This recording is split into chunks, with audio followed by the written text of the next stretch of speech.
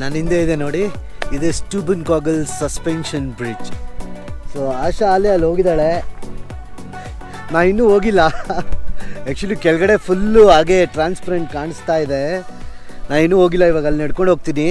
ಇಲ್ಲೇ ನೋಡಿ ಎಷ್ಟು ದೊಡ್ಡದಿದೆ.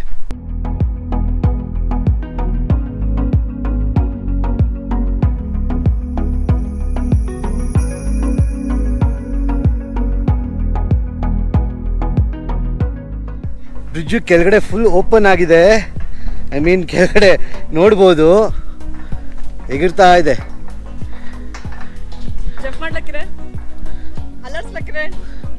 ಬೇರೆಯವರೆಲ್ಲ ಇದ್ದಾರೆ. ಇದು centre point of the bridge. ನಡ್ಕೊಂಡು ಹೋಗ್ತಾ ಇರೋ ಜನಗಳು ಫುಲ್ ವಾಬಲ್ ಆಗುತ್ತೆ, ಇದು ವಾಬಲ್ ಆಗುತ್ತೆ ಫುಲ್ಲು. ಆ್ಯಕ್ಚುಲಿ ಇದೇ ಥರ ಒಂದು ಸ್ವಿಟ್ಜರ್ಲೆಂಡಲ್ಲಿ ಗ್ರಿಂಡವೆಲ್ಡ್ ಅಂತ ಒಂದು ಜಾಗಕ್ಕೆ ಹೋಗಿದ್ವಿ, ಅಲ್ಲೂ ಫುಲ್ ಗ್ಲಾಸಲ್ಲಿ ಮಾಡಿದ್ರು. ಇಲ್ಲಿ ಪರವಾಗಿಲ್ಲ, ಇದನ್ನು ಬ್ರಿಡ್ಜ್ನ ಕಂಬಿಲ್ ಮಾಡಿದ್ದಾರೆ. ಅದೊಂಥರ ಎಕ್ಸ್ಪೀರಿಯನ್ಸ್, ಇದೊಂಥರ ಡಿಫ್ರೆಂಟ್ ಎಕ್ಸ್ಪೀರಿಯನ್ಸಸ್. ಅದಕ್ಕೆ ಗಾಳಿ ಜಾಸ್ತಿ ಇಲ್ಲ, ಗಾಳಿ ಇದ್ದಿದ್ರೆ ಇನ್ನೂ ಹಿಂಸೆ ಆಗೋದು. ಅಲ್ಲಿ ಫೋಟೋ ಹೊಡಿಬೋದು. ಇಲ್ಲಿ ನಮ್ಮ ಟಿಕೆಟ್ ಸ್ಕ್ಯಾನ್ ಮಾಡಿಬಿಟ್ಟು ಅಲ್ಲಿ ಫೋಟೋ ಹೊಡಿತಾರೆ, ತೋರಿಸ್ತೀವಿ ಹೇಗೆ ಹೊಡಿಯುತ್ತೆ ಅಂತ. ಸೊ ನೀವು ನಮ್ಮ ಫೋಟೋಲ್ಲಿ ಬರ್ಬೋದು ಅಲ್ಲಿ.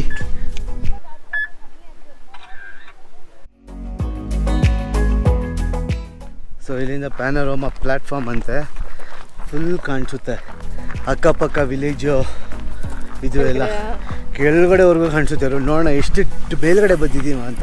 2200 ಮೀಟ್ರ್ ಅಂತ ಗೊತ್ತು, ಅದೇ 2200 ಮೀಟ್ರ್ ಮೇಲ್ಗಡೆಯಿಂದ ಒಂದೇ ಸಮ ನೋಡಿದ್ರೆ ಹೆಂಗೆ ಕಾಣಿಸುತ್ತೆ ಅಂತ ನೋಡೋಣ. ಕೆಳಗಡೆ ಸಿನಿಮ್ಯಾಟಿಕ್ ಆಗಿ ಏನು ಸಕ್ಕದಾಗಿ ಕಾಣಿಸ್ತಾ ಇದೆ ಗೊತ್ತಾ, ನೋಡ್ಬೋದು ನೀವು ಏನು ವ್ಯೂ ಹೇಗೆ ಕಾಣಿಸ್ತಾ ಇದೆ.